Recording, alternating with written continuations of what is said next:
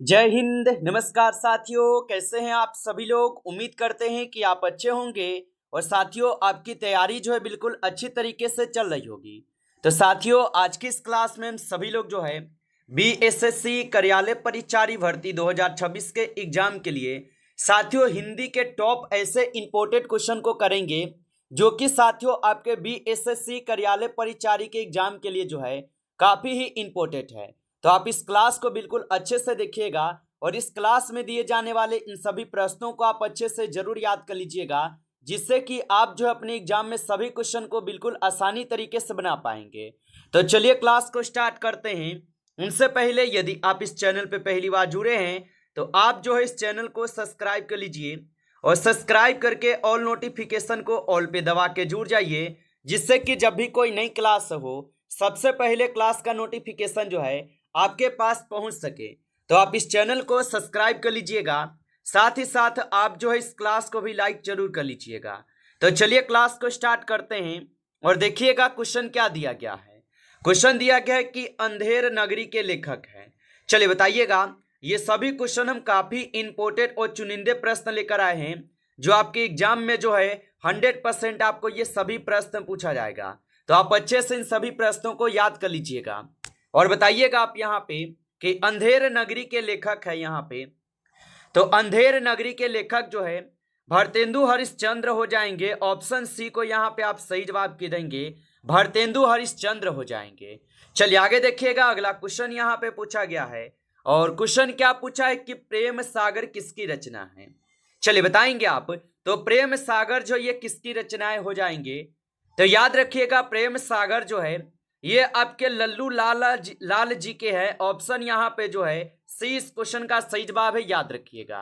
अगला प्रश्न देखिएगा, प्रश्न पूछा गया है कि कवितावली के रचनाकार हैं। चलिए बताएंगे आप। तो कवितावली के रचनाकार कौन हो जाएंगे। तो याद रखेंगे कवितावली के रचनाकार यहाँ पे जो है तुलसीदास हो जाएंगे। ऑप्शन यहाँ पे सी इस क्वेश्चन का सही जवाब है, तुलसीदास हो जाएंगे, याद रखिएगा। चलिए अगला क्वेश्चन देखेंगे। क्वेश्चन यहाँ पे पूछा है कि देवदास के लेखक कौन है। चलिए बताइएगा। ये सभी क्वेश्चन काफी इंपॉर्टेंट और वीवीआई क्वेश्चन करा रहे हैं, अच्छे से इनको याद करते चलिए। और देवदास के लेखक कौन हो जाएंगे। तो देवदास के लेखक हो जाएंगे कौन। तो शरत चंद्र चटर्जी। ऑप्शन यहाँ पे जो 20 क्वेश्चन का बिल्कुल सही जवाब दिए गए हैं।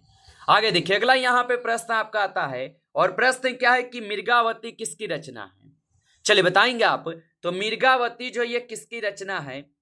तो याद रखेंगे मिर्गावती जो है ये रचनाएं हो जाएंगे कुतुबन के। ऑप्शन यहाँ पे जो सी इस क्वेश्चन का सही जवाब है, कुतुबन के हो जाएंगे। अगला क्वेश्चन देखिएगा। क्वेश्चन है कि निम्न में से अशुद्ध वाक्य छांटिए। चलिए बताएंगे आप। तो यहाँ पे कौन से अशुद्ध वाक्य दिए गए हैं, आप अच्छे से इनको एक बार पढ़िए और आंसर लगाइए।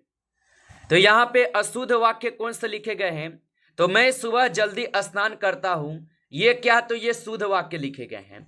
मैं सुबह जल्दी स्नान लेता हूं, ये क्या है। तो ये गलत लिखे गए, यानी हमारा ऑप्शन बी जो है इस क्वेश्चन का बिल्कुल सही जवाब हो जाएगा, याद रखेंगे। चलिए अगला प्रश्न देखिएगा। प्रश्न पूछा गया है कि अशुद्ध वाक्य का चयन कीजिए। चलिए बताएंगे आप। तो यहाँ पे भी आपको अशुद्ध वाक्य का ही चयन करना है, बताइए कौन सा है। तो यहाँ पे अगर 7वें नंबर क्वेश्चन के अगर हम सही जवाब करेंगे तो शत्रु ने हथियार रख दिए, ये क्या है। तो ये आपका क्या है। तो यहाँ पे अशुद्ध वाक्य है। ऑप्शन यहाँ पे डी इस क्वेश्चन का सही जवाब है। अगला प्रश्न देखेंगे। क्वेश्चन यहाँ पे है कि निम्न में से अशुद्ध वाक्य यहाँ पे आपको बताना है। चलिए बताएंगे कि अशुद्ध वाक्य यहाँ पे कौन से दिए गए हैं। तो अशुद्ध वाक्य अगर देखेंगे तो वह पागल हाथी हो गया, यहाँ पे ऑप्शन सी जो इस क्वेश्चन का सही जवाब है, याद रखेंगे।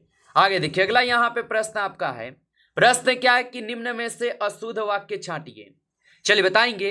देखिए आपके बीएसएससी में आपको जिस पैटर्न से क्वेश्चन आ रहे हैं और जिस पैटर्न से आपके क्वेश्चन देखने को मिल चुका है उसी पैटर्न से ये क्वेश्चन है और ये क्वेश्चन से पूछा गया क्वेश्चन है। आप देख सकते हो पीवी सर के बुक लेना और वहां पे आप लोग एक बार प्रैक्टिस सेट लगाइएगा तो आपको ये प्रश्न देखने को मिल जाएगा। और निम्न में से शुद्ध अगर यहाँ पे वाक्य देखेंगे तो यहाँ पे तुम सबसे सुंदरतम हो, ये क्या है। तो ये आपका अशुद्ध है। ऑप्शन डी को सही जवाब करेंगे। चलिए आगे देखिए अगला प्रश्न देखेंगे। क्वेश्चन है कि निम्न विकल्पों में से अशुद्ध वाक्य का चयन कीजिए। चलिए बताएंगे। कि निम्न विकल्पों में से अशुद्ध वाक्य का चयन कीजिए। तो यहाँ पे अगर अशुद्ध वाक्य देखेंगे तो कौन सा हो जाएगा, तो यहाँ पे जो है बेफुजल बोल रहे हो, ये आपका बिल्कुल यहाँ पे अशुद्ध दिए गए हैं। ऑप्शन डी को सही जवाब कीजिए। आगे देखिए अगला यहाँ पे प्रश्न है कि 100 सयाने एक मत लोकोकित का क्या अर्थ है, बताइए। तो 100 सयाने एक मत लोकोकित का जो अर्थ होता है, इसका अर्थ होता है बुद्धिमानों के विचार एक से होते हैं। ऑप्शन यहाँ पे जो है डी इस क्वेश्चन का सही जवाब है, याद रख लीजिएगा। चलिए आगे देखेंगे। अगला प्रश्न यहाँ पे आपसे पूछा जाएगा और प्रश्न पूछा गया है कि 9 दिल चले 2.5 कोस इस लोकोकित का अर्थ है। तो 9 दिन चले 2.5 कोस इस लोकोकित का अर्थ क्या होगा, तो इस लोकोकित का अर्थ हो जाएगा बहुत अधिक सुस्त। ऑप्शन यहाँ पे सही जवाब है, बहुत अधिक सुस्त हो गया। आगे देखिए अगला यहाँ पे प्रश्न है आपका कि ओस चाटने से प्यास नहीं बुझती लोकोकित का सही अर्थ क्या है। चलिए बताएंगे कि ओस चाटने से प्यास नहीं बुझती लोकोकित का अर्थ क्या होगा। तो यहाँ पे क्या इसका अर्थ हो जाएंगे, तो यहाँ पे अगर 30 नंबर क्वेश्चन का हम सही जवाब करेंगे तो ऑप्शन बी को यहाँ पे बिल्कुल सही जवाब करेंगे। ऑप्शन बी सही जवाब है। आगे देखिए अगला यहाँ पे प्रश्न आपसे पूछा जाएगा और प्रश्न पूछा भी गया है कि अपनी करनी पार उतरनी लोकोकित का अर्थ है। चलिए बताइएगा आप, और आप लाइक नहीं किए होंगे तो इस क्लास को आप एक बार लाइक जरूर कर लीजिएगा। नए हैं चैनल पर तो चैनल को सब्सक्राइब कर लीजिए, क्योंकि यहाँ पे आपको बीएसएससी के लिए स्पेशल क्लास आपको डेली देते हैं। तो यदि आप बीएसएससी कार्यालय परिचारी की तैयारी कर रहे हैं तो चैनल को सब्सक्राइब करके ऑल नोटिफिकेशन को दबा के जुड़ जाइए, जिससे कि जब भी कोई नई क्लास हो सबसे पहले क्लास का नोटिफिकेशन आपके पास जरूर पहुंच सके। और बताएंगे कि अपनी करनी पार उतरनी लोकोकित का अर्थ क्या है। तो इसका अर्थ होता है अपने किए का फल भोगना। ऑप्शन यहाँ पे जो है डी इस क्वेश्चन का सही जवाब है, अपने किए का फल भोगना होगा। आगे देखिए अगला यहाँ पे प्रश्न आपका कि छुछुंदर के सिर में चमेली का तेल लोकोकित का अर्थ है। चलिए बताएंगे। तो छछुंदर के सिर में चमेली का तेल लोकोकित का अर्थ क्या होगा। तो इसका अर्थ अगर देखेंगे तो इसका अर्थ होता है अयोग्य व्यक्ति को अच्छा पद मिलना। यहाँ पे ऑप्शन डी जो इस क्वेश्चन का सही जवाब है, याद रखेंगे। आगे देखिए अगला यहाँ पे प्रश्न आपका आता है कि जिस पर आक्रमण हो वाक्यांश के लिए उचित शब्द चुने। तो जिस पर आक्रमण हो वाक्यांश के लिए एक उचित शब्द चुनना है।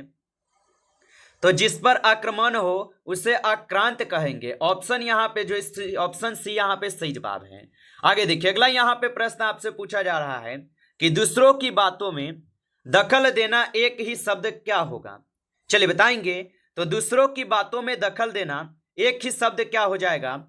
तो दूसरों की बातों में दखल देना यानी हस्तक्षेप करना। ऑप्शन ए जो है यहाँ पे सही जवाब हो जाएगा, हस्तक्षेप करना। आगे देखिए अगला यहाँ पे प्रश्न आपसे पूछा गया है कि उपकार को याद रखने वाला व्यक्ति कहलाता है। चलिए बताएंगे आप। तो उपकार को याद रखने वाला व्यक्ति क्या कहलाता है। तो याद रखिएगा, उपकार को याद रखने वाला जो व्यक्ति है ये कृतज्ञ कहलाते हैं। ऑप्शन ए को सही जवाब करेंगे, कृतज्ञ कहलाते हैं, याद रखिएगा। आगे देखिए अगला यहाँ पे क्वेश्चन है आपका कि जिसके सिर पर चंद्रमा हो उनके लिए एक शब्द है। चलिए बताएंगे आप। तो जिसके सिर पर चंद्रमा हो उसके लिए एक शब्द क्या हो जाएगा। तो जिसके सिर पर चंद्रमा हो उसके लिए एक शब्द होता है चंद्रशेखर। ऑप्शन ए को आप सही जवाब करेंगे, चंद्रशेखर होगा। आगे देखिए अगला यहाँ पे प्रश्न आपका आता है और प्रश्न क्या है कि जो युद्ध में स्थिर रहता हो वाक्य के लिए एक शब्द बताइए। चलिए बताएंगे। तो जो युद्ध में स्थिर रहता हो वाक्य के लिए एक शब्द क्या होगा। तो आप बताएंगे कि जो युद्ध में स्थित रहता हो वह युधिष्ठिर कहलाएंगे। ऑप्शन यहाँ पे सी सही जवाब है। अगला प्रश्न देखिए, प्रश्न क्या पूछा गया है और प्रश्न पूछा गया है निम्नलिखित अनुलोम विलोम युग्मों में से कोई एक युग्म सही नहीं है, यानी यहाँ पे आपको चयन करना है। तो यहाँ पे कौन से विकल्प हैं जिसमें क्या है तो युग्म सही नहीं है।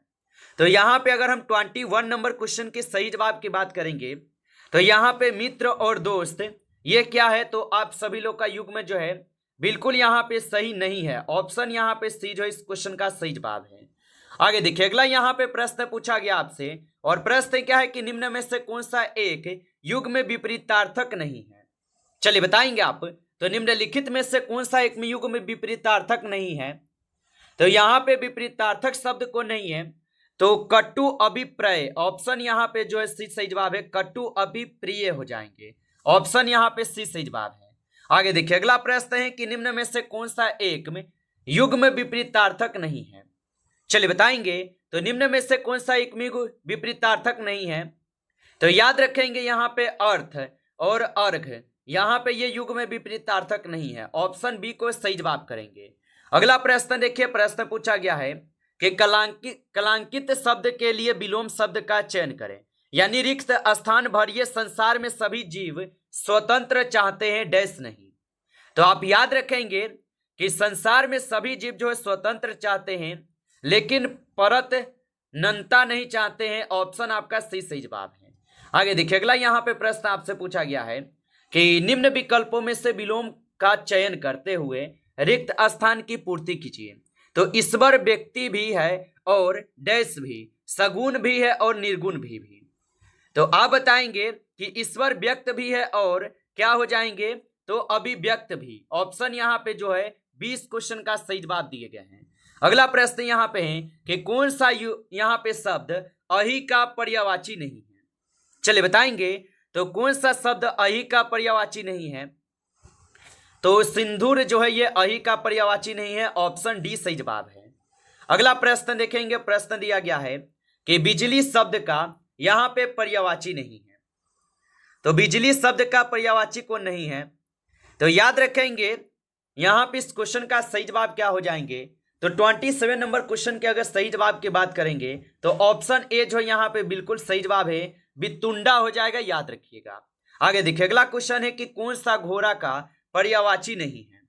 चलिए बताएंगे कि कौन सा घोड़ा का पर्यायवाची नहीं है।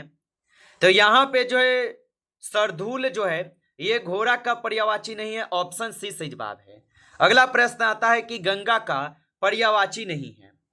चलिए बताएंगे, तो गंगा का पर्यायवाची कौन नहीं होगा। तो गंगा का जो पर्यायवाची है यहाँ पे अवतरणी नहीं होगा। ऑप्शन यहाँ पे सी कीजिएगा इस क्वेश्चन का सही जवाब, अवतरणी नहीं होगा। आगे देखिए अगला यहाँ पे क्वेश्चन है कि निम्न में से कौन सा अज्ञानी का पर्याय नहीं है। चलिए बताएंगे, तो निम्न में से कौन सा अज्ञानी का पर्याय नहीं है।